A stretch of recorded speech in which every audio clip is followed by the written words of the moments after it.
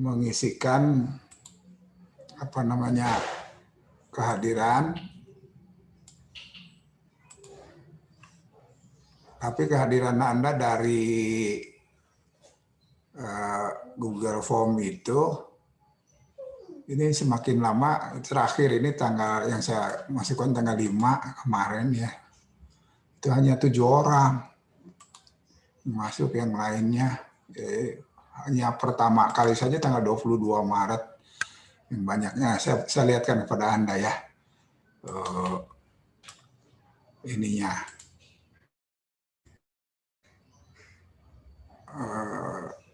saya share lagi daftar hadir. Nah, ini dari tanggal 22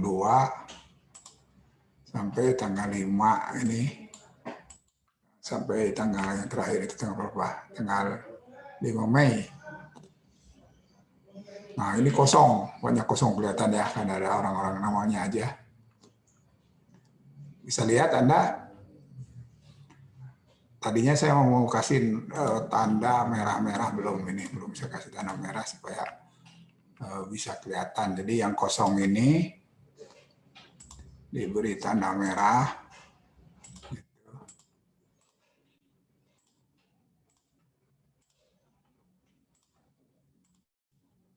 Saya masukkan ke situ, semakin kosong ya artinya mungkin kalau tengah-tengah susah itu ya, kalau banyak yang tidak hadir ini susah.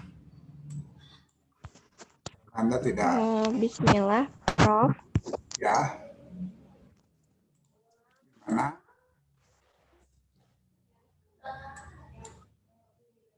Ini datanya yang ada di Google Form itu. Tapi jangan terlalu beban pikiran Anda. Yang paling penting itu Anda punya soal, punya pertanyaan gitu di setiap pertemuan itu. Untuk menggantikan atau yang akan jadi standar ya. Tapi kalau di sini tetap begini nggak bisa lagi karena sudah terhubung kan. Apa namanya buktinya ada ini. Tapi ini harus direkap sama saya untuk dimasukkan ke dalam spotnya. Sebetulnya dari awal saya sudah minta Pak Ristis, tapi ternyata belum dilakukan. Pak Ristis ada nggak? Nggak ada ya, karena tadi sakit kelihatannya batuk-batuk. Ya lebaran mungkin. Nah ini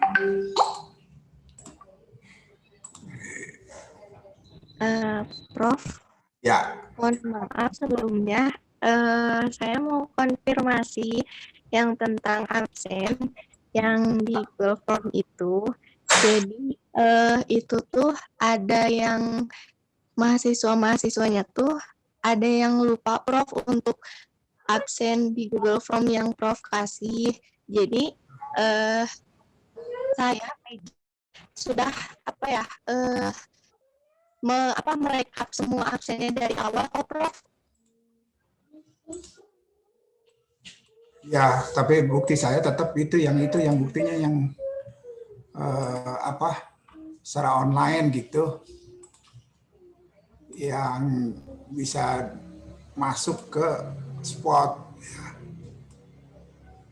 Oh iya, jadi ada yang tapi Anda jangan terlalu khawatir absen itu, karena harus disertakan dengan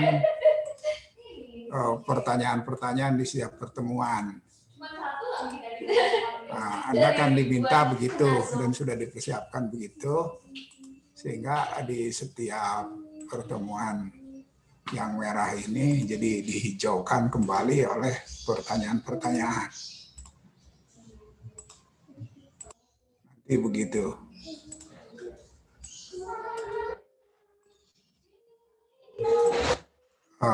Ya sama seperti mata kuliah sebelumnya ya, sebelum ini dari saya biasanya memang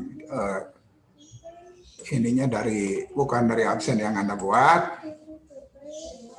tapi karena sekarang masa pandemi ya gini, harus ada juga bukti yang seperti ini, yang seperti bukti online gitu ya. Karena kita kan nggak mengecek, kami nggak mengecek semuanya dari offline gitu.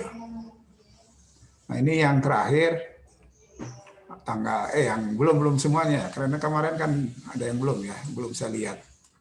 Ini yang merahnya banyak. Ini saya kasih merah. Nah, ada yang memang berarti ada yang ingat gitu ya. Ini ada yang ingat. Walaupun hanya terakhir yang saya buka ini 7 orang yang ingatnya. Nggak apa-apa, nggak soal. Jadi yang paling penting bagi saya nanti Anda ada punya pertanyaan-pertanyaan yang bisa dijadikan pengganti. Nah, pertanyaan itu harus ya, makanya ada yang dipaksa bertanya, ada yang sukarela bertanya, begitu. Dan Anda juga nanti sama dalam penilaian terakhir Anda ikut juga menilai kawan-kawan ya, seperti pada masa-masa yang lalu.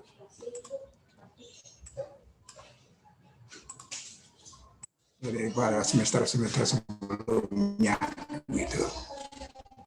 Ada pertanyaan lagi?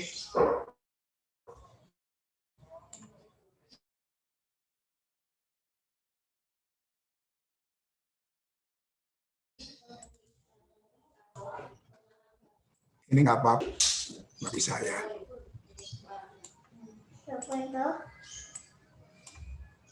Ini sedang diberi warna. Mungkin Anda juga sambil lihat. Siapa itu? Nah, udah selesai, hampir selesai ini. Oke, hampir selesai. Oh, ini ada yang belum. Yang tidak ada namanya ini berarti di merah, dikasih merah.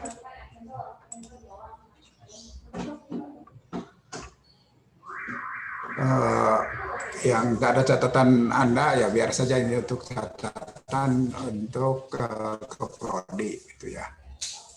Nggak apa-apa. Oke, nanti saya akan ya, kalau saya tidak bisa nanti Pak Arisris harus memasukkannya ini data ini.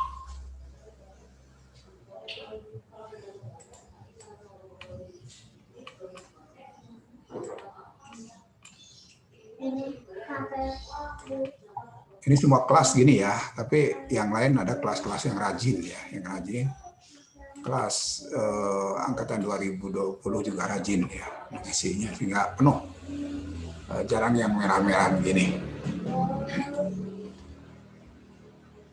Ini saya tutup lagi, saya save dulu. Kemudian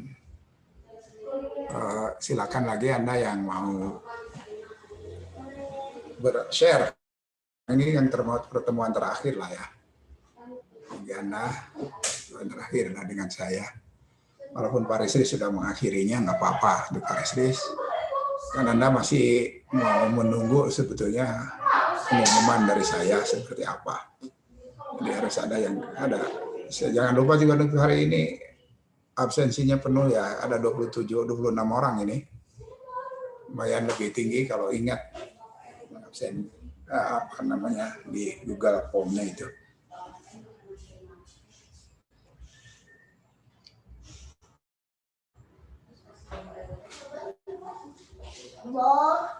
Dan di antara kalian itu ada yang mengisi itu juga supaya Anda teliti ya, supaya Anda teliti itu ada yang mengisi namanya dengan NIM saja gitu, sehingga yang muncul di nama pada setiap tanggal yang bersangkutan ada yang nomor pakai NIM gitu, tidak ada namanya, sehingga saya harus mencari dan mengganti nomor itu dengan nama itu namanya acak.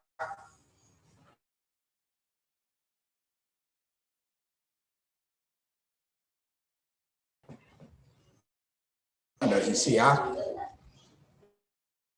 sepertinya siswa yang masuk gitu ya.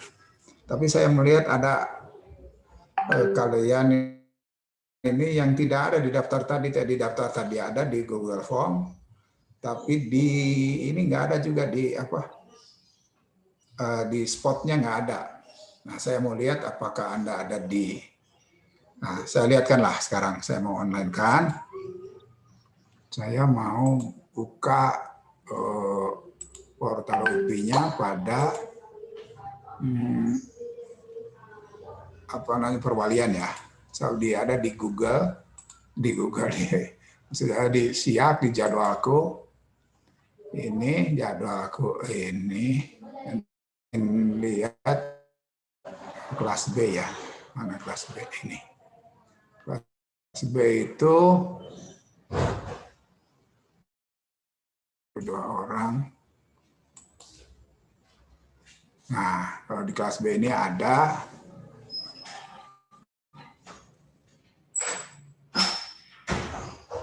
ini kalau di bimbingan akademik ini jadwalku ini nama-namanya itu bisa diubah. Ya, saya lihatkan kepada Anda. Prof, share screen-nya belum muncul. Belum ya? Oke.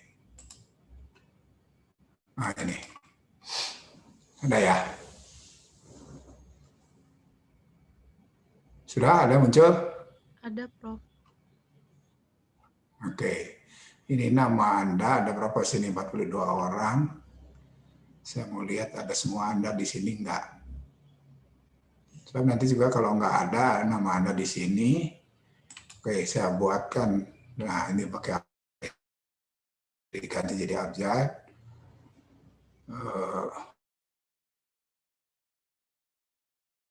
Dia.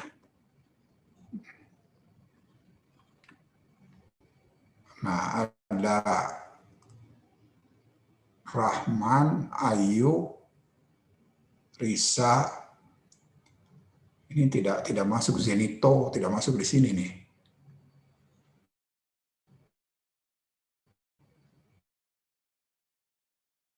Kalau ada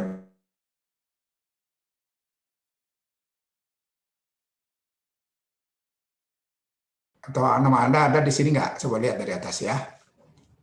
Nanti saya akan catat nama yang tidak ada di sini. So, ini tempat memasukkan nilai nanti.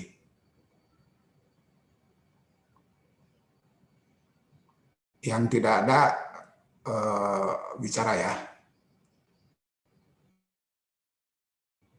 Ini mudah soalnya lihatnya karena namanya berdasarkan abjad. Oke, sudah? Saya nggak ada, Pak. Nggak ada, Prof. Ya, memang saya bilang Rahman nggak ada ya. Risa, Ayu, Rahman itu ya yang saya. Siapa lagi ya? Zenito. Sudah ada saya catat. Iya, Prof. Saya Siapa lagi?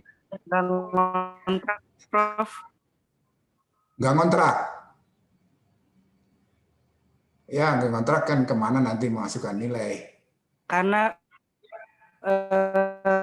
semester sebelumnya tenang. Kenapa? Pernah mengontrak, Prof. Tapi waktu itu kan sempat bermasalah, jadi waktu itu sempat buat perjanjian untuk kuliah semester. Ya, untuk memasukkan nilai kan harus tetap kapan saja. Kalau dulu pernah ngontrak atau tidak ngontrak, sekarang harus ngontrak gitu. Oh ya, Prof. Atau tahun tahun depan ya, bisa lagi begitu.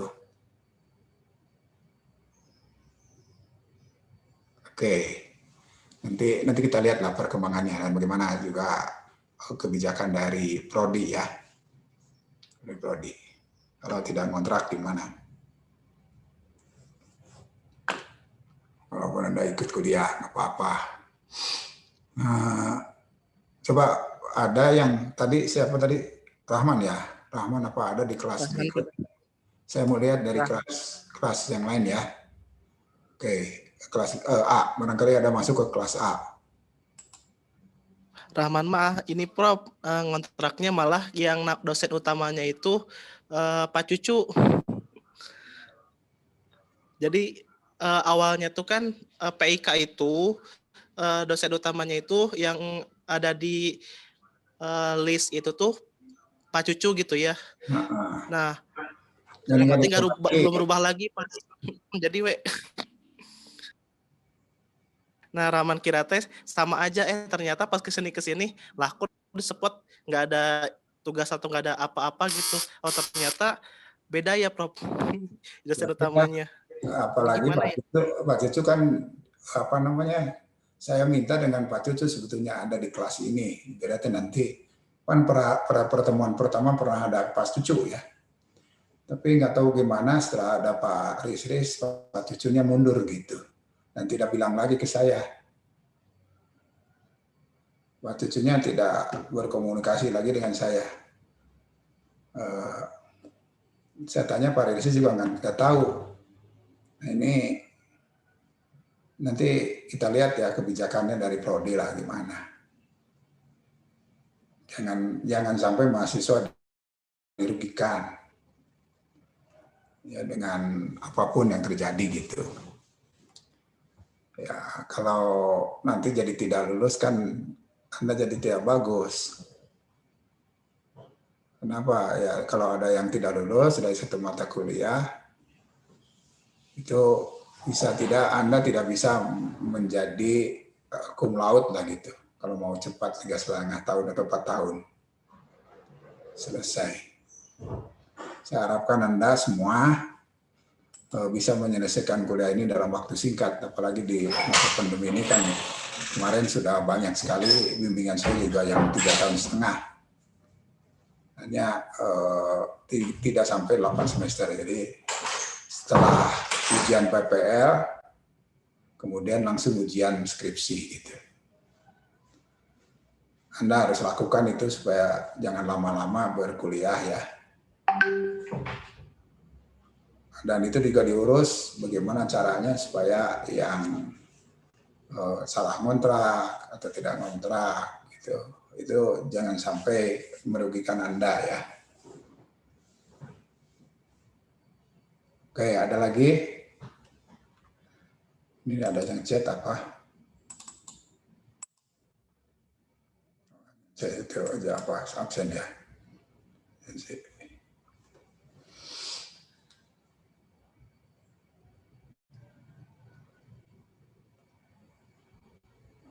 Dan ini semester berapa kalian? 4? Semester 6 Pak. 6. Oke, semester 6 ya. Oke, semester 6 itu berarti ya sudah 6-7 semester semester depan ya yang akan datang ini. Selesai. Sekarang siap-siap lah berbuat skripsi. Buat skripsi. Jangan ada yang takut kalau dibimbing saya ya. Walaupun mungkin orang sudah menyebar wah susah sekali katanya begitu. Padahal tidak susah, saya ingin Anda teliti aja gitu. Teliti, karena itu bisa diperiksa lagi gitu. Jadi yang dibimbing saya itu harus 6 bulan selesai. Bahkan mungkin 3 bulan selesai gitu. Biasanya juga pembimbing berikutnya yang di bawah saya itu ikut saya. Nah, kalau saya katakan sudah cepat selesaikan ini, selesai sudah. Saya juga hanya pembimbing kedua itu ikut saja. Biasanya dengan saya begitu.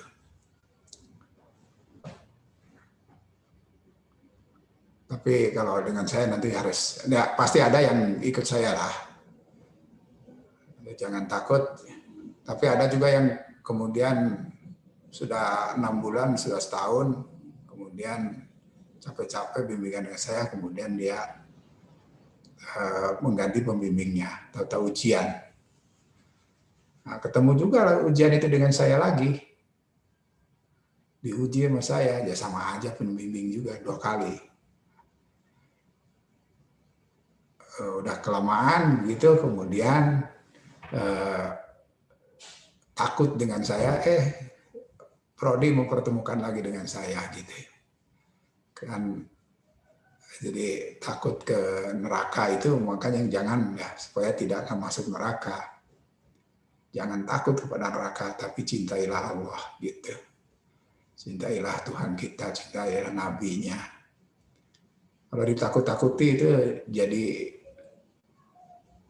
kita sendiri ketakutan gitu. Nah, agama itu bukan karena ketakutan,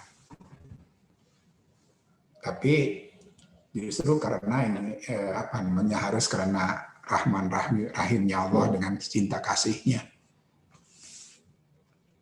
Dalam hidup kita juga di dunia ini sebetulnya hidup harus penuh cinta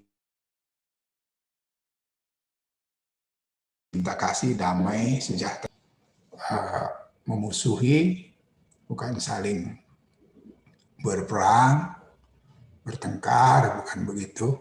Nah, nama Islam itu kan salah satunya ada unsur kedamaian di situ, sehingga kesuksesan Nabi Muhammad sebenarnya karena damainya di akhir hayat beliau dan tidak menggunakan lagi peperangan, tetapi menggunakan doa gitu.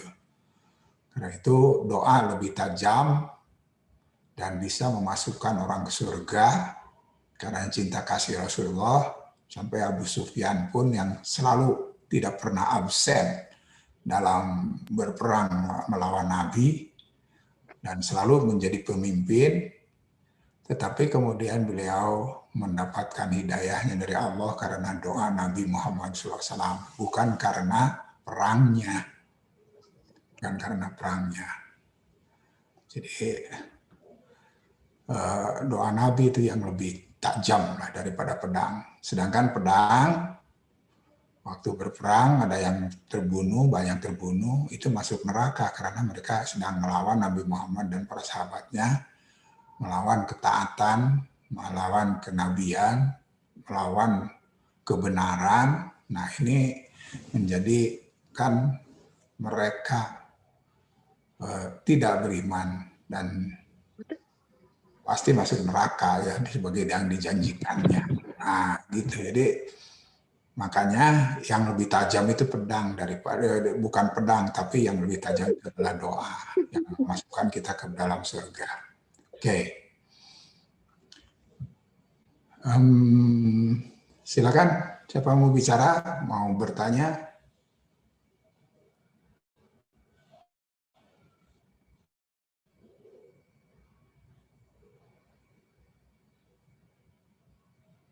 Nah, mata kuliah kita ini adalah mata kuliah yang sebenarnya pemikiran-pemikiran para pemikir kontemporer ini membawa dunia untuk menjadi dunia yang damai, harmonis, hidup bersama, pluralis, berbeda-beda orang, berbeda bangsa, berbeda negara, itu hal wajar yang diciptakan oleh Allah dan kita menjalankannya dalam kebinekaan itu, dalam keragaman itu, dalam perbedaan pendapat, dalam perbedaan suku, dalam perbedaan negara, dalam perbedaan segala macam. Nah, ini perbedaan ini yang membuat sebenarnya harus menjadi orang yang hidup bersama damai di dunia ini. Tidak semuanya di timur, di negara Muslim itu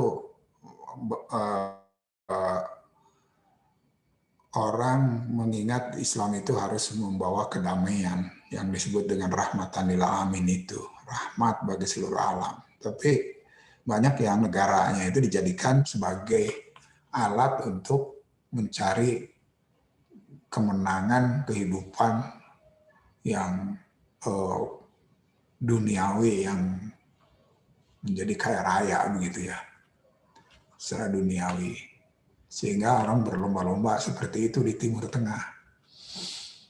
Nah, di Timur Tengah begitu, satu sama lain akhirnya saling kalahkan, sehingga dari 30 negaraan lebih di sana itu tidak pernah ada yang damai sejahtera gitu tapi kaya raya bisa terjadi tapi tidak damai dengan baik. Makanya banyak orang yang berakhlak mulia, berakhlak baik maunya sih pindah ke negara yang paling aman di dunia, yaitu negara Muslim, negara Indonesia atau Asia Tenggara dengan Malaysia, dengan Brunei gitu di Nusantara ini, yang selalu membawa Islam kepada kedamaian. Walaupun mungkin ya seperti yang selain dari Indonesia, Indonesia kan sudah bersatu dalam kebinekaan yang begitu banyak, yang amat banyak suku bangsa, yang amat banyak bahasanya berbeda-beda, yang juga agamanya juga berbeda-beda. Tetapi kita memang punya perekat persatuan dan bukan perekat agama, tapi perekat kemanusiaan. Dan itu dirumuskan oleh bangsa kita yang namanya kebinekaan ini dalam Pancasila yang selalu bergotong royong ya, bersama-sama. Nah, kalau ada yang tidak suka dengan itu, ya biasanya menjadi orang yang membenci negeri ini gitu. Walaupun hidupnya makan segala macam, mendapatkan perlindungan, mendapatkan kenyamanan, keamanan begitu, bahkan mendapatkan paspor mau pergi ke luar negeri itu dari paspor Indonesia gitu ya. Mau haji juga dari Indonesia, gitu. Paspornya Indonesia. Tapi jangan munafik kita, sebenarnya Indonesia ini yang membawa kita seperti ini gitu. Bahkan kalau mau ditanya orang-orang di Timur Tengah, kalau diberi kesempatan mereka akan pindah, yang ingin damai, yang berakhlak mulia itu ingin pindah ke Indonesia. Makanya keturunan Nabi yang disebut para sayyid, para syarif, sayyid sayyidat gitu ya, dan syarif syarifah itu maunya sih tinggal di Indonesia. Karena itu para sayyid sayyidat gitu ya, keturunan Nabi atau kemudian yang baik-baiknya disebut dulunya sih yang baik-baiknya disebut habaib itu yang paling banyak ya di Indonesia. Di Saudi memang nggak boleh. Tidak boleh. Di Saudi itu tidak ada kelas itu dan sudah harus kelas yang tertinggi adalah kelas Bani Suud. Kelas kerajaan sana. Dari Najd itu. Dari Riyadh. Itu kelas mereka. Nah ini yang menonjol sebagai kaum elitnya atau kaum ningratnya di sana itu begitu gitu. Sehingga mereka harus seperti mereka gitu. Harus seperti kerajaan itu sendiri. Nah ini kalau di Indonesia malahan ingin seperti mereka ya kenapa hidup di Indonesia, pergi saja ke sana gitu. Kata kasarnya begitu ya. Tapi juga tidak begitu karena kita memang ditakdirkan dilahirkan di Nusantara ini.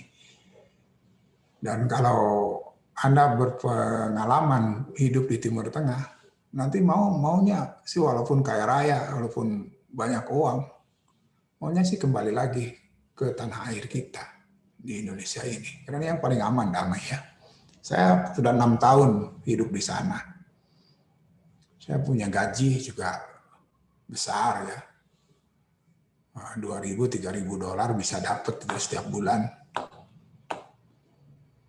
Nah, tapi ya saya harus pulang ke Indonesia karena anak cucu saya harus damai, tentram di Indonesia ini yang bisa membawanya begitu. Inilah Pancasila gitu. Perekatnya ada Pancasila. Kalau di Indonesia tidak diperekatkan oleh Pancasila, direkatkan oleh Islam, itu sudah pernah, udah. Itu ada kerajaan-kerajaan Islam itu kan kecil-kecil. Ada Perlak, ada Samudra Pasai, ada Pagaruyung, ada Gorontalo, ada Ternate, Tidore, ada Kerajaan Bima. Dan satu sama lain kan tidak mau bersatu, tidak bisa bersatu dengan perekat Islamnya itu. Di Pulau Jawa ada Banten, ada Cirebon, ada Mataram, Jogja. Nah, ini ada Demak, Kudus, Gresik. Nah, itu kerajaan-kerajaan Islam yang justru menjadi perbedaan-perbedaan. Nah, semuanya kerajaan-kerajaan itu sudah meleburkan diri sekarang ini sejak kita berjuang kemerdekaan, dan tokoh-tokoh yang hebat-hebat bisa merekatkan dengan nama bangsa Indonesia yang baru namanya, yang dulunya tidak pernah dikenal, kemudian menjadi negara kesatuan. Nah, jadi perekatnya kalau mau disebut ada perekatnya kemanusiaan yang dalam bentuk teoretisnya adalah Pancasila.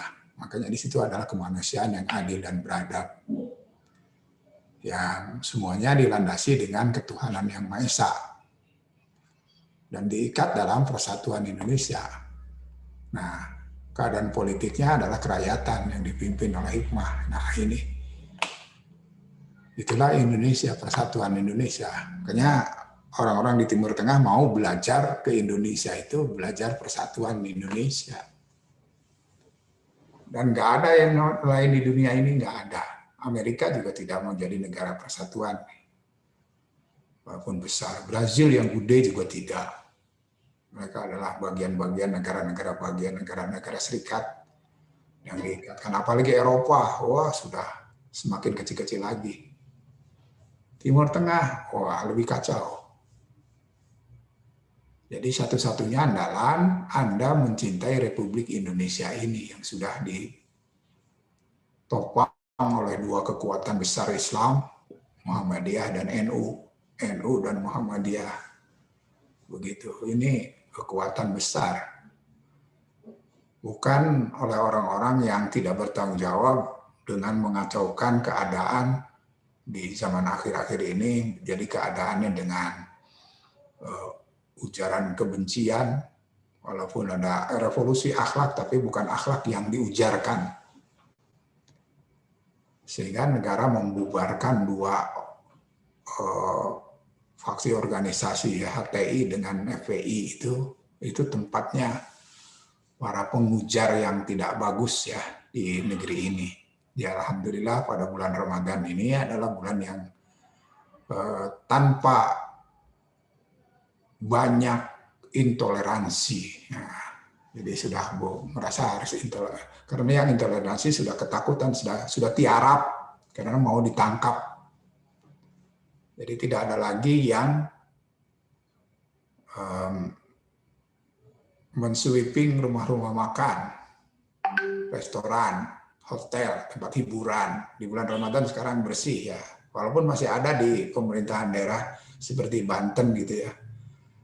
Itu tapi setelah diberi peringatan oleh netizen yang galak, netizen Indonesia ini, nah, itu pemerintah kalah itu, pemerintah daerah ya kalah, sehingga nggak bisa mereka mensweeping nenek-nenek yang berdagang nasi gitu, yang kehidupannya begitu, karena sebenarnya memang tidak ajaran Islam. Ajaran Islam itu justru memberi makan kepada orang yang wajib makan. Akan menjual makan kepada orang yang makanan kepada orang yang sedang tidak puasa gitu. Dan wajib tidak puasa. Jadi wajib makan. Nah, dan ada orang-orang Islam yang begitu. Terlebih lagi bukan hanya orang Islam di Indonesia ini, tapi ada orang non-Islam. Nah, non-Islam itu juga harus punya kesempatan makan yang baik ya. Nah, ini bahasa pemikiran kontemporer yang membawa ke arah dunia yang lebih damai ya, ke dunia yang hidup bersama dalam kedamaian. Oke. Ini pesan terakhir saya ya dalam mata kuliah ini. Boleh juga Anda bertanya lagi, boleh, silakan. Pokoknya ini kita sudah sampai ya, di ujung ya. Minggu depan baru tidak ada lagi perkuliahan kita sudah. Nanti Anda tinggal lihat bagaimana minggu yang akan datang itu ada tugas yang harus diselesaikan. seperti tahun lalu juga ada di tugas-tugasnya ya, atau di semester yang lalu ada penilaian terhadap teman ya, bagaimana penilaian kepada dosen juga begitu. Anda secara jujur lah, jangan neko-neko. So, kalau tidak jujur itu kelihatan, dari tulisan itu kelihatan ya. Tampak ada dalam rasa nurani kita. Jadi kalau orang tua itu bisa merasakan walaupun itu tulisan atau jadi ada firasat yang muncul. Itu firasat itu bukan hal yang bohong ya. Itu adalah anugerah dari Allah yang menjadikan kita punya ketajaman berpikir, ketajaman menilai, ketajaman berakhlak mulia, ketajaman bicara, ketajaman ya walaupun kelihatannya biasa-biasa saja, kedengarannya biasa-biasa saja. Tetapi ada yang tidak diungkapkan, sebenarnya itu akan terjadi, akan baik gitu ya. Tapi banyak yang tidak bisa dikatakan oleh orang tua ya. Untuk orang yang sudah harus cepat menghadap kepada Tuhan ya, yang sudah 60 tahun itu sudah berarti sudah suwidah, sejatine istindak begitu. Bahasa kita kan begitu. Suwidak itu 60 ya. Orang di atas 60 harusnya sudah sangat dekat kepada Allah Subhanahu wa taala dan pulang ke hadiratnya. Ya, digambarkan Nabi Muhammad juga tidak lama dari usia 60-nya itu. Walaupun di kita dosen yang punya tugas menjadi guru besar itu sampai 70 tahun pensiunnya. Jadi saya masih ada waktu untuk pensiunnya. Kalau yang tidak guru besar, ya besok lusa ini ada yang pensiun ya, nanti akan pensiun. Seperti Pak Samsul Rijal itu sudah pensiun, karena sudah menyelesaikan tugasnya. Kemudian beliau tampaknya nggak mau juga jadi berkelanjutan memperjuangkan ke guru besarannya, begitu. Nah, masih ada yang akan, dan saya masih ingin juga membantu dengan segala cara maupun doa gitu ya, untuk dokter-dokter yang sudah siap menjadi profesor. Itu ada Dr. Aceh Kosasi, sebentar lagi mudah-mudahan cepat ya, ada Dr. Munawar Ahmad. Dari Pak Munawar, Pak Aceh ini segera lah dapat Pak Idi gitu. Mudah-mudahan cepat. Nah, sehingga usia beliau nanti kalau diberi umur sampai 70, baru 70 tahun itu pensiunnya. Jadi Anda kalau mau pensiun lebih lama ya jadilah guru besar gitu ya. Jadi profesor. Nah, kalau jadi guru kan 60 tahun sudah pada pensiun. Biasanya sudah jadi sakit-sakit ya kalau sudah pensiun, nggak ada kerja, nggak ada penghasilan gitu. Kalau jadi pedagang juga sudah jadi pekerja yang itu 60 sudah tidak segiat masa muda lah gitu. Anda harus ingat itu, Anda akan sampai ke sana atau lebih cepat dipanggil oleh Allah. Seperti Profesor Abbas kan sebenarnya masih lama ya untuk pensiunnya, tetapi Allah sudah memanggil beliau begitu. Ya, tentunya kalian juga sudah pernah diajar oleh Profesor Abbas ini. Nah, kita doakan saja semoga amal baiknya itu kemudian menghiasi beliau di akhirat nanti. Jadi tanda kasih sayang Allah Subhanahu wa taala, tanda cinta kasih sayang Allah, sehingga mendekatkan atau sudah ada di haribaan kekasih Allah begitu. Mudah-mudahan begitu pula dosen-dosen lain-lain ya yang sudah tidak ada ya. Banyak gitu sebenarnya dosen itu dosen saya sudah banyak ya. Dan pada masa pandemi ini justru dosen-dosen banyak yang meninggalkan kita ya. Hampir setiap hari itu ada saja dosen yang meninggal atau dosen atau karyawan pekerja UPI yang meninggal gitu ya. Ada yang karena COVID-19 gitu, ada yang juga belum dikatakan positif, tapi bisa juga itu sudah terkena karena suratnya aja belum keluar gitu ya. Atau yang sudah sembuh kemudian wafat juga, meninggal juga. Nah ini sudah negatif, itu juga bisa terjadi. Atau yang tidak merasakan tanpa gejala, gitu. Sekarang itu jadi banyak ya.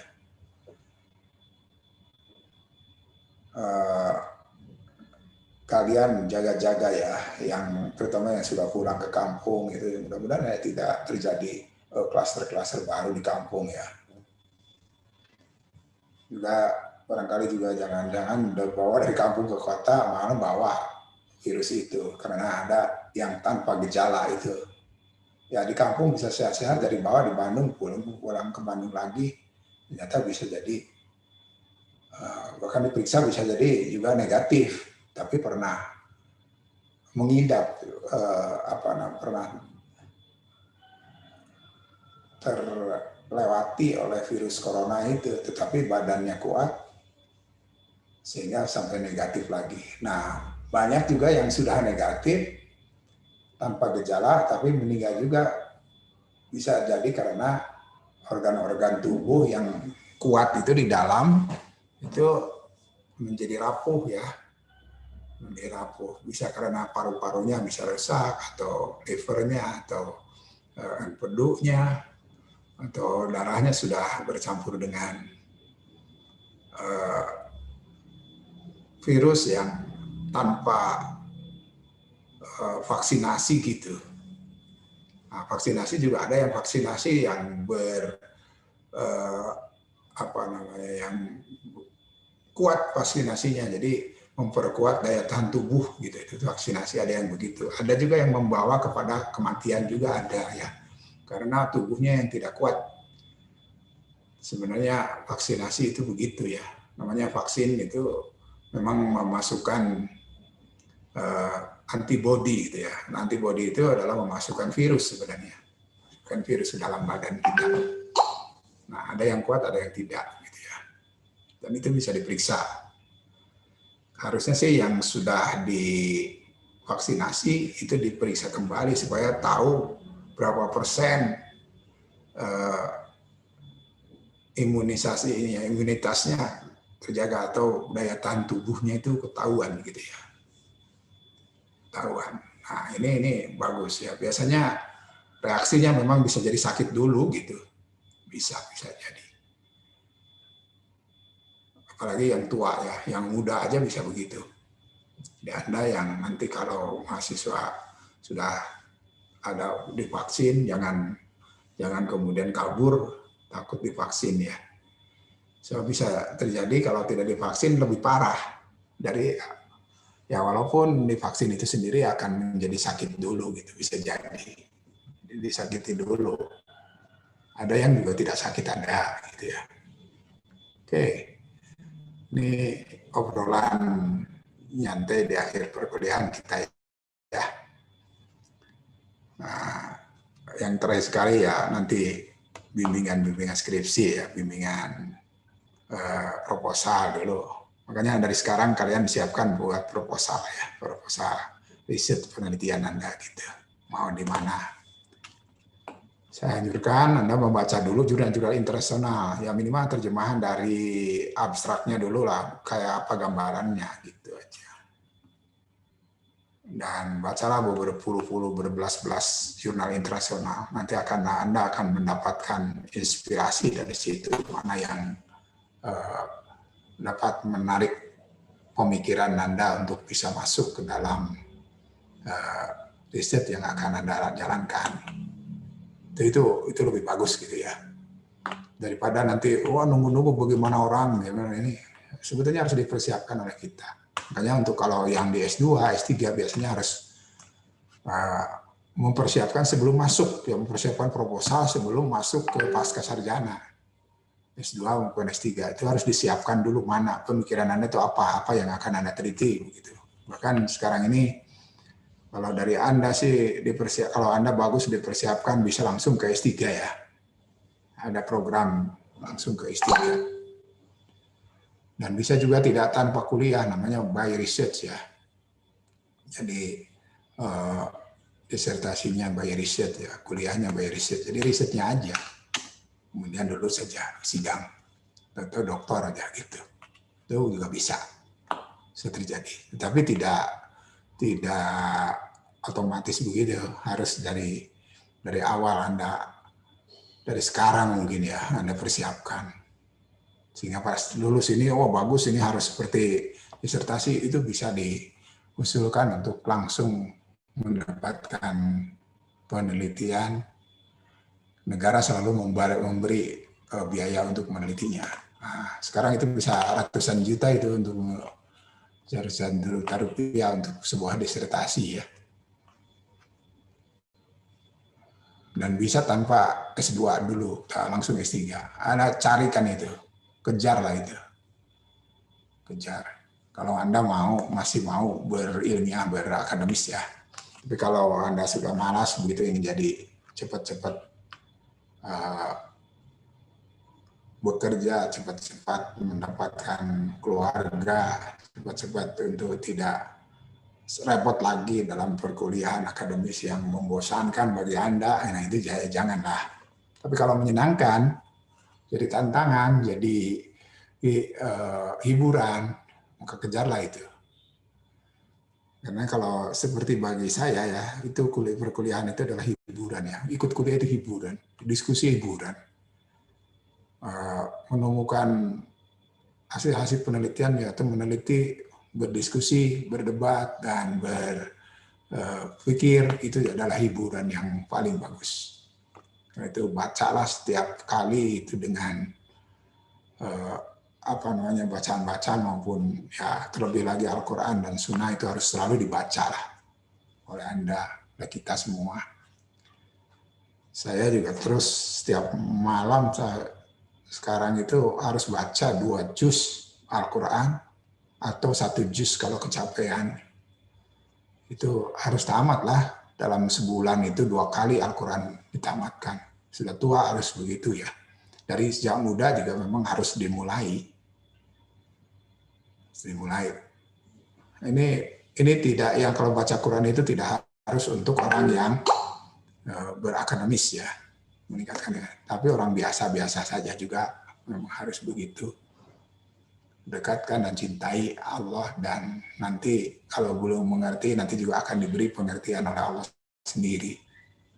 Yang paling penting itu kita mau menjangkau kepada kebaikan.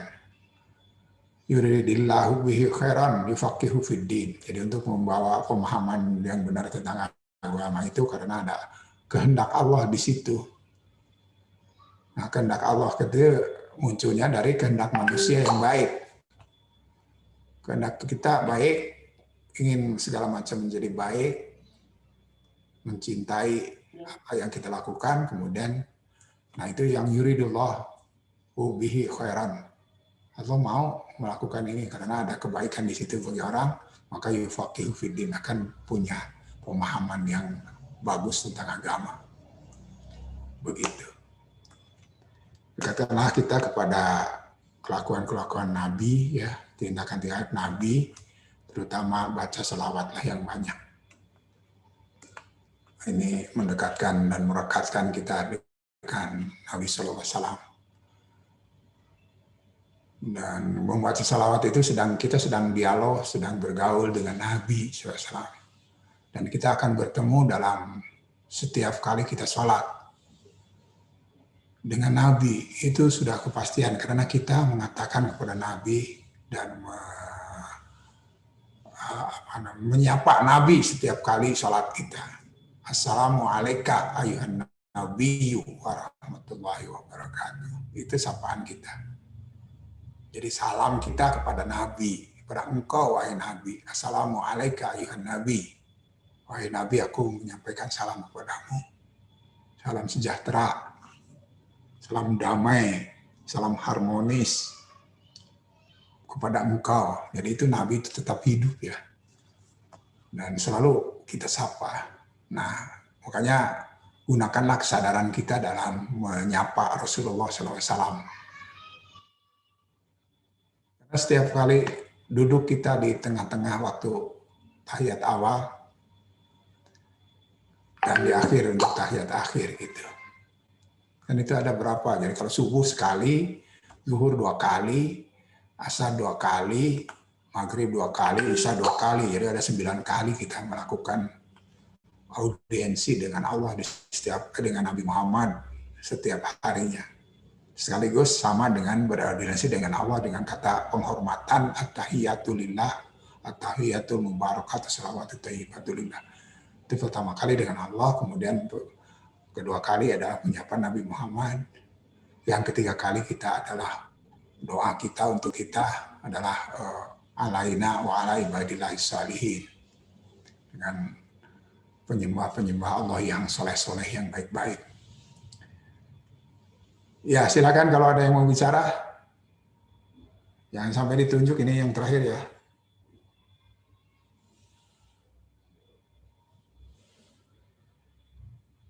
Kita kan kalau mau dihabiskan waktu sampai 17 berapa? 20. Ini baru 16.38 ya.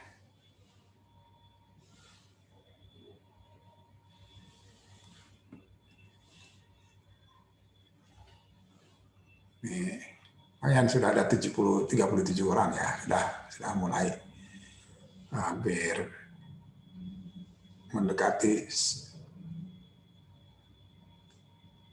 semuanya ya, mendekatinya. Silakan bicara, buka mic.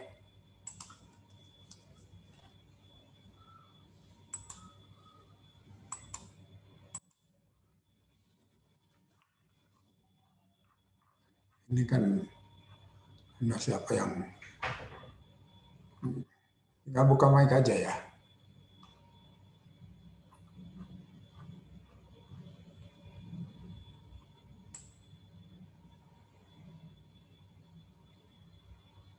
Dari Afrida, Isail, Masifah, Akyari, Abadakiuddin,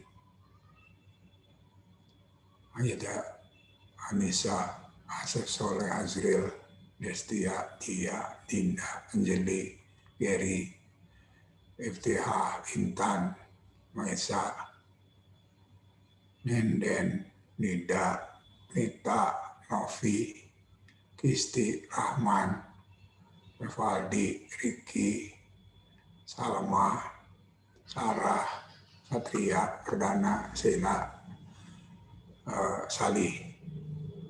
Ini 36 orang ya.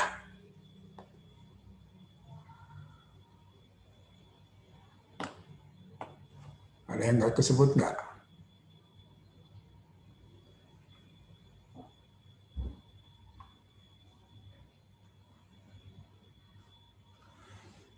Silakan Zenito. Wah, ada muncul nih Zenito nih di layar saya. Silakan buka mic-nya. Baru join lagi Pak, tadi sinyalnya hilang Pak. Oh, hilang. Ya, silakan bicara. Bagus kalau dia udah join. Suaranya juga bagus. Bertanya apa saja Pak? Ya.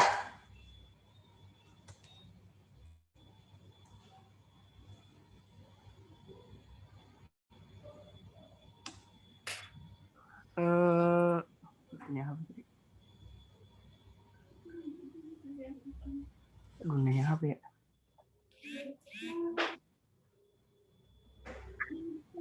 Mungkin bertanya begini Pak, apakah seorang pemikir Islam itu harus memiliki gelar yang tinggi atau memang seperti misalnya dia belajar otodidak itu bisa menjadi seorang pemikir Islam gitu Pak? Yang penting itu belajarnya dan membuat pembelajaran sendiri bisa. bisa sampai belajar aja, belajar. Nanti Allah mau belajarkan kita. Nabi, Rasul itu kan tidak belajar dari sekolah,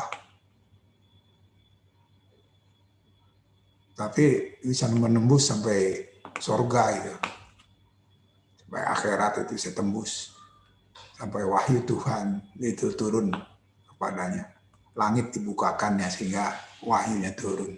Itu kan dari otodidak. Tapi yang memang yang membimbingnya karena kebersihan hati, ya, kejujuran, itu yang membimbingnya Allah Subhanahu Wa Taala. Kalau kita memang harus ada pembimbing supaya tidak salah.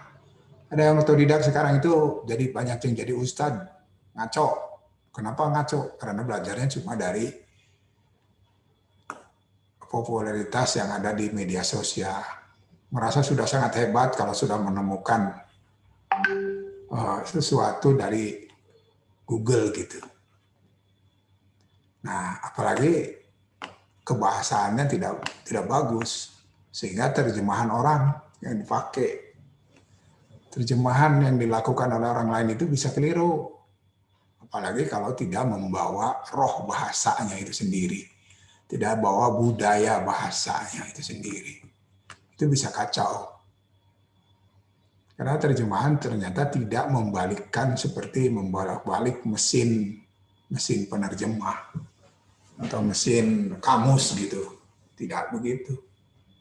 Saya selalu menjelaskan tentang seperti good morning kan, bukan bagus pagi. Nah, kalau mesin pasti begitu awalnya. Nanti mesinnya diperbaiki baru ningkat dikit. Tidak, tapi mesin itu kan tidak bernyawa. Tidak berotak. Jadi robot saja. Kalau mau disuruh begitu, yang gini aja. Makanya tetap yang bernyawa adalah terjemahan manusia, bahkan terjemahan Allah itu sendiri yang benar. Kenapa saya katakan ada terjemahan Allah? Ada yang diberikan kepada kita. Nabi Musa itu kan bicara, atau nabi-nabi sebelum Nabi Muhammad itu tidak bicara bahasa Arab. Tetapi kenapa ada di dalam Al-Quran jadi berbahasa Arab? Itu terjemahannya. Terjemahan yang diberikan oleh Allah kepada Nabi Muhammad. Seperti Nabi Musa bilang, doanya itu Rabbi syrahli sadri wa yassirli amri wahlul 'uqdatam min lisani. Nabi Musa tidak mengatakan dengan bahasa Arab seperti itu. Dia kan lahir di Mesir dengan lingkungannya Firaun gitu, dengan bahasa Mesir, bahasa Kopti, kemudian bahasa Ibrani bagi kaum Bani Israel dan Yahudi di sana. Dan tidak ada bahasa Arab, apalagi di zaman itu ya. Zaman sekarang baru setelah Mesirnya menjadi manusia Muslim, kemudian mereka menjadi menggantikan bahasa ibu mereka, bahasa pembicaraan, bahasa sehari-hari dengan menggunakan bahasa Arab. Makanya Mesir, mulai dari Mesir dan seluruh Afrika Utara yang berbahasa Arab itu dulunya kan tidak berbahasa Arab. Kenapa begitu? Orang Islam di dunia ini sebenarnya kalau mau lebih paham tentang agama Islam itu harus belajar sebenar-benarnya bahasa Arab. Itu bukan hanya sekedar bisa mengatakan atau menerjemahkan, tapi harus sampai ke berpikir dengan bahasa itu sendiri. Nah, jadi ada pola pikir ya, ada ruangan berpikir itu dengan menggunakan bahasa itu sendiri. Nah, kalau kita bisa bahasa Inggris itu kalau diterjemahkan pasti kacau lah. Nah, anak-anak bisa begitu, tapi lama-kelamaan setelah dewasa dari anak-anak itu mereka mengambil roh-roh bahasanya yang bahasa Inggris lebih bagus ya. Jadi anak-anak sekarang itu bahasa Inggrisnya bagus-bagus. Karena apa ya? Karena perkenalan dengan bahasa Inggrisnya bagus. Tapi sayang, perkenalan dengan bahasa Arab semakin menjauh. Walaupun dipaksa oleh orang tuanya atau lingkungannya atau apa, seolah-olah menggunakan bahasa ke-Arab-Araban. Gitu. Tapi jadi kacau kalau Arab dicampur dengan bahasa Indonesia. Ibu menjadi Umi, umpamanya. Ayah jadi Abi. Itu kacau gitu. Kalau ayah dia, jadi abinya, nah nggak benar karena abi itu sebenarnya adalah ayahku gitu ya. Kalau ayahku, ayah dia harus abihi gitu, bukan abinya. Itu kayak begitu ya. Jadi tidak jadi kacau kalau dicampur apa namanya imbuhan-imbuhannya dengan bahasa yang berbeda gitu. Ya, sama dengan bahasa Inggris juga ya, my father umpamanya. Nah, ini kemudian orang bilang my father aku gitu ya. Nggak bisa juga, nggak benar gitu ya. Atau my mother, mom. Itu dicampur-campur ya. Sekarang orang Indonesia banyak bagus mencampur, anak muda itu bagus mencampur-campur bahasa Inggrisnya dengan bahasa Indonesia. Bagus-bagus. Dan tidak canggung gitu ya. Kayaknya bahasa persatuan itu di dunia kayaknya akan jadi bahasa itu ya. Ya kalau di nasional Indonesia sudah memang bahasa Indonesia, bahasa kita yang dijunjung tinggi dari bahasa daerah ya, bahasa lokal yang lebih dari 700 bahasa lokal kemudian membentuk bahasa persatuan bahasa Indonesia. Jadi bukan bahasa satu bahasa Indonesia ya, sumpahnya itu menjunjung tinggi bahasa persatuan bahasa Indonesia. Sumpah bangsa Indonesia ini. Makanya kita agak sulit untuk memecah bangsa Indonesia ini karena sudah menjunjung tinggi bahasa, kemudian mempersatukan pulau-pulau yang terpisah, mempersatukan agama-agama yang berbeda-beda, mempersatukan suku bangsa yang berbeda-beda pula gitu. Inilah Indonesia. Gitu. Nah ini dan terjemahan dari Sunda, Jawa, Indonesia itu dengan roh, makanya bagus. Nah, untuk mendapatkan rohnya semuanya sebetulnya ganti bahasa ibunya. Nah, anak-anak sekarang seperti kalian ini sudah tidak berbahasa ibu Sunda, sudah berbahasa ibunya Indonesia. Kalian itu anak kandung dari Indonesia, bukan anak kandung dari orang Sunda. Kalau kami mungkin yang dulu-dulu yang dari lingkungannya Sunda gitu terus masih bahasa Sunda, sehingga bahasa Inggris itu bahasa ketiga. Kalau sekarang itu mungkin bahasa Inggris itu bahasa kedua. Nah, bahasa ibunya, bahasa ibu kandungnya adalah bahasa Indonesia gitu. Nah, ini dia. Nah, sehingga tidak sanggup ya, tidak akan Anda mengatakan terjemahannya umpamanya kurang asem jadi kirang asem gitu. Itu beda ya. Uyahan tidak bergaram itu bukan begitu. Tapi bagaimana rasa itu kemudian dia jadi bahasa yang berubah gitu. Jadi bukan berarti itu menerjemahkan ngabuburit, kemudian ngabuburit atau ngabuburit itu membuat menjadikan sore gitu, enggak. Menjadikan burit gitu ya, enggak. Tapi ngabuburit ya sudah jadi istilah. Nah ini roh bahasa namanya. Cuma aja ngabuburit sudah jadi bahasa Indonesia dalam bulan Ramadan ini gitu, kemarin. Ngabuburit ya artinya seperti yang kita alami dengan cara kita. Menunggu, bercengkrama, mengaji, dan apa saja ada tindakan yang dilakukan menuju waktu berbuka puasa. Nah, inilah yang namanya ngabuburit. Walaupun mulai dari pagi tetap ngabuburit namanya. Bukan dari pagi ngabuberang gitu ya, enggak juga, enggak ada istilah itu. Itulah bahasa, oke? Ya, 10 menit lagi aja lah sampai jam 17 kita untuk terakhir ini, oke? Nah, kita sampai jam 17 ya. Sekarang 16.51. Oke, 9 menit. Silakan bicara.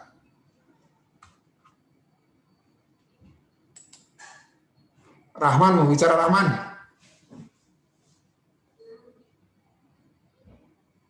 Silakan. Belum, Pak.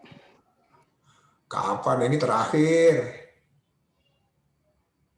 Terakhir kuliah kita nih. Belumnya kapan? Nanti di luar. Atau mau saya bimbing skripsinya, boleh aja nanti bertanya di situ. Yang keluar lagi nih, Aisyah keluar namanya. Aisyah. Ayo, Neng. Iya, Bapak. Ya, Bapak, maaf kalau bertanya di luar pemikiran Islam kontemporer, apa boleh, Pak? ya boleh sajalah. Saya nggak pakai benteng kok. Yang Iya, menghalanginya. Bapak. Bismillah, izin bertanya. Bagaimana ya, Pak, caranya agar bisa mencapai tingkat keikhlasan tertinggi, yaitu benar-benar melakukan sesuatu itu karena Allah. Tapi di sisi lain kan kita tidak tahu ya Pak bagaimana sebenarnya kita itu ikhlas atau tidak. Soalnya kan ikhlas itu masalah amalan hati. Gitu Pak. Terima kasih sebelumnya. Ya berlatihlah. Jadi kalau ikhlas tidak dilatih ya nggak bisa. Tidak ada latihan, ada riyadhah kalau bahasa orang tarekat tasawuf itu riyadhah. Gimana caranya supaya yang kita lakukan ini bukan karena ada orang lain. Tapi betul-betul yang kita lakukan ini karena cinta kita kepada Allah saja. Yo, nanti akan muncul itu. Belajar ikhlas. Dan jangan dilihat orang lain, jangan karena ada orang lain, jangan karena puasa jangan diketahui orang lain, sembunyikan. Seperti kita menyembunyikan keburukan, kejelekan, aib kita. Itu ikhlas itu. Ikhlas itu menyembunyikan kebaikan kita seperti kita menyembunyikan aib keburukan kita. Kejelekan kita. Rasa malu kita. Itu disembunyikan itu ikhlas tuh. Nah, sekarang ganti. Kebaikan yang kita lakukan itu disembunyikan seperti kita menyembunyikan tadi. Nah, ngomongnya sih gampang sih ya. Nah, yang tidak gampang itu ya itu harus dilatih. Gimana sholat kita berlatih supaya tidak diketahui orang lain. Tengah malam waktu orang lain sedang ramai-ramainya dengan chatting tengah malam gitu ya. Tapi ternyata kita sholat gitu. Puasa tidak diketahui oleh orang lain puasa, kita puasa. Tapi kalau diajak makan kita makan. Atau menghindarnya tidak ketahuan. Jangan ketahuan bahwa kita sedang puasa. Kalau ketahuan ya itu kan karena orang lain juga. Yang disebutkan harus mengatakan saya sedang berpuasa itu kalau puasa Ramadan. Atau dalam keluarga sendiri. Ya, katakan kepada ibu, kepada kakak, adik, di keluarga aja. Baru bisa begitu. Jangan keluar rumah, jangan. Jangan sok puasa, orang sedang pesta makan. Saya nggak makan karena saya sedang puasa. Nah, itu ada citra yang diperlihatkan kepada orang lain. Bahwa dia tidak bisa menyembunyikan kebaikan kita kepada Allah gitu. Padahal puasa yang milik Allah begitu. Dan Allah yang akan membalasnya, bukan dibalas oleh manusia. Ya kalau dibalas oleh manusia ya hanya lapar, dahaga, haus gitu. Itu yang dibalas manusia. Atau waduh, pantas kurusnya puasa terus gitu. Nah ini jangan sampai begitu.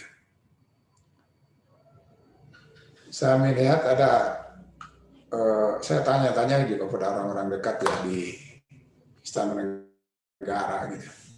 Ternyata presiden kita itu jaga puasa itu. Jaga tirakat, karena itu badannya kurus. Yang repot itu tidak bilang-bilang dia. Termasuk bilang kepada kabinetnya. Tahu bagi presiden sekarang itu jarang ada yang makan siang.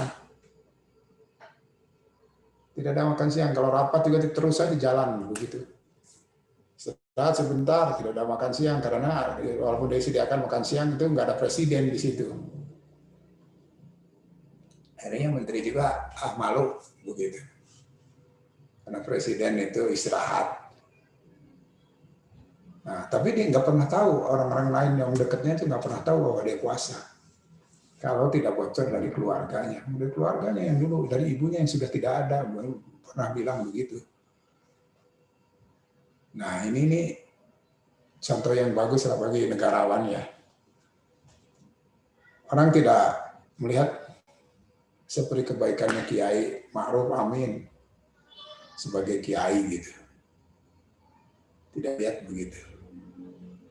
Tapi kayaknya juga beliau ini presiden yang belajar kepada wakilnya tentang masalah keagamaan. Karena itu dia salah satunya sambil menaikkan popularitas kiai, kemudian dia juga bisa belajar kepada kiai. Begitu caranya mendekati orang begitu. Bahkan yang tadinya memusuhinya bisa jadi begitu. Karena dia yang memusuhi Ahok. Tapi didamaikan semuanya dalam koridor kebangsaan. Mau dia akhirnya jadi wakil presiden. Dan mungkin niat juga tidak tadinya jadi wakil presiden. Tapi kayaknya belajar banyak ya. Belajar. Pada sekarang kan ya berpikirnya bersama untuk memikirkan bangsa ini pasti dari istana negara yang 2 orang itu ya. Soulmate-nya jadi itu, antara soulmate presiden yang sudah 2 kali dan atau selalu belajar dari orang tua ya, atau dari non Islam gitu ya. Kalau jadi wali kota kan jadi gubernur itu Jokowi itu belajarnya dari Ahok untuk kedisiplinan, untuk ekonomi, untuk. Tapi pada saat menjadi presiden belajar dari orang yang sudah berpengalaman jadi menteri, jadi wakil presiden. Nah, itu Yusuf Kala. Kemudian berpengalaman juga dalam soal beragama, belajar kepada Ma'ruf Amin. Itu bagus tuh gitu. Ikhlas itu. Kayaknya ikhlas tuh. Nggak ngasih tahu ke orang lain. Orang lain nantinya kemudian menilai macam-macam, tapi beliau itu ikhlas di apa-apakan saja tentang ikhlas. Nah, itu ikhlas itu begitu ya. Caranya begitu. Sehingga orang ikhlas itu selalu sukses ya. Karirnya sukses. Dia itu jadi wali kota, ketemu Gus Dur melihat keikhlasan dan kejujurannya. Pasti Anda ya Mas, sampean pasti bisa jadi presiden, akan jadi presiden. Senyum, jadi bilang begitu oleh Gus Dur.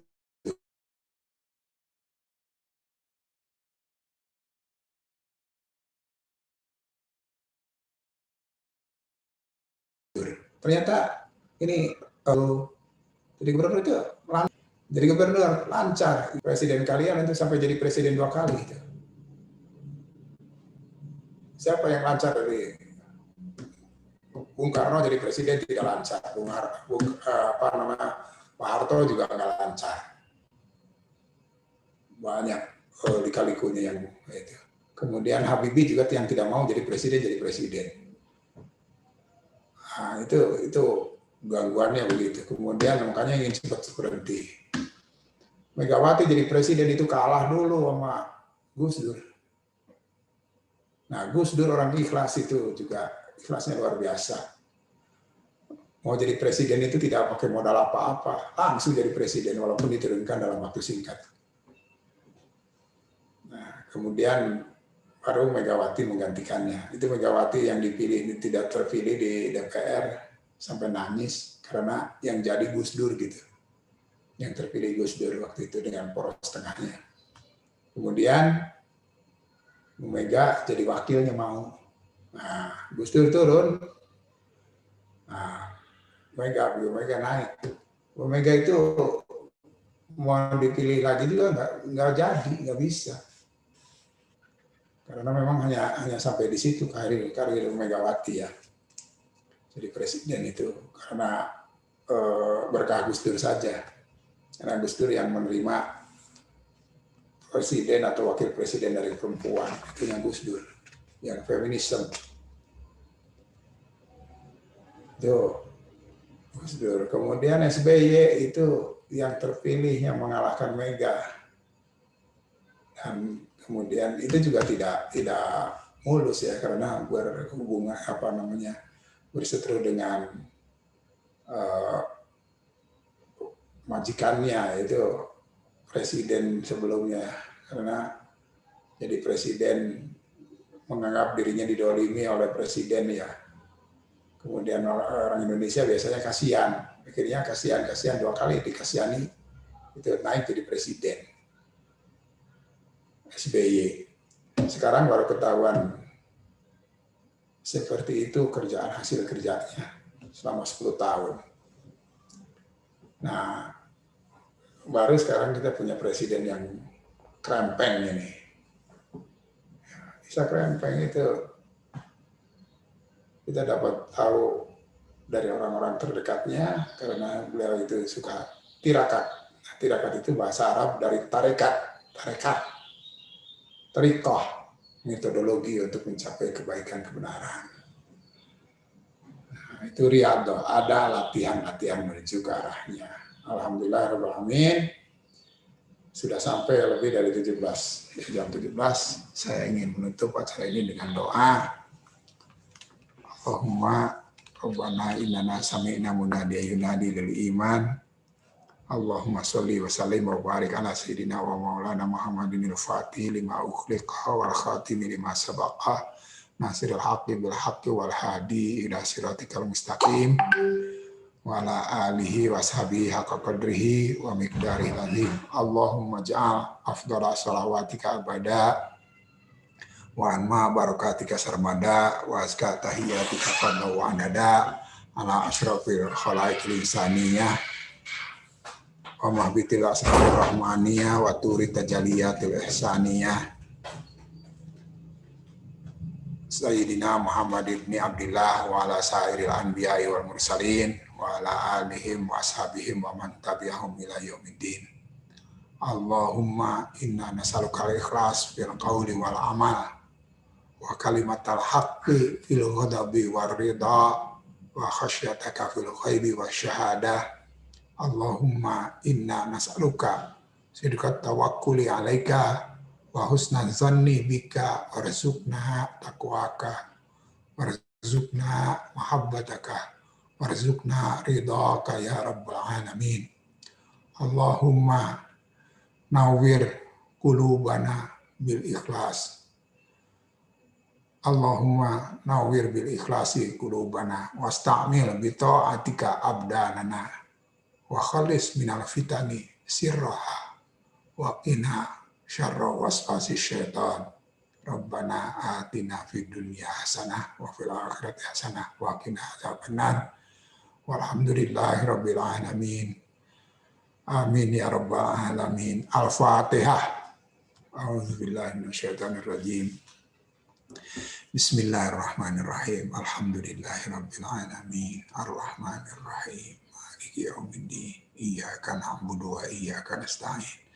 Ihdinas siratal mustaqim. Siratal ladzina an'amta 'alaihim ghairil maghdubi 'alaihim waladdallin. Amin.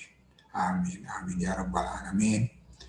Mudah-mudahan kita semua menjadi orang-orang yang dikasihi oleh Allah. Bersyukur. Amin.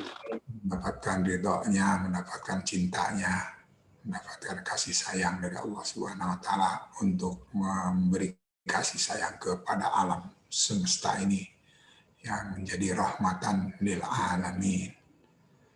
Terima kasih dan mohon maaf. Sampaikan salam untuk keluarga, salam bahagia, salam lebaran, salam maafan lahir dan batin untuk semuanya. Wassalamualaikum warahmatullahi wabarakatuh. Waalaikumsalam. Terima kasih, Prof. Oke. Terima kasih, Prof. Sama.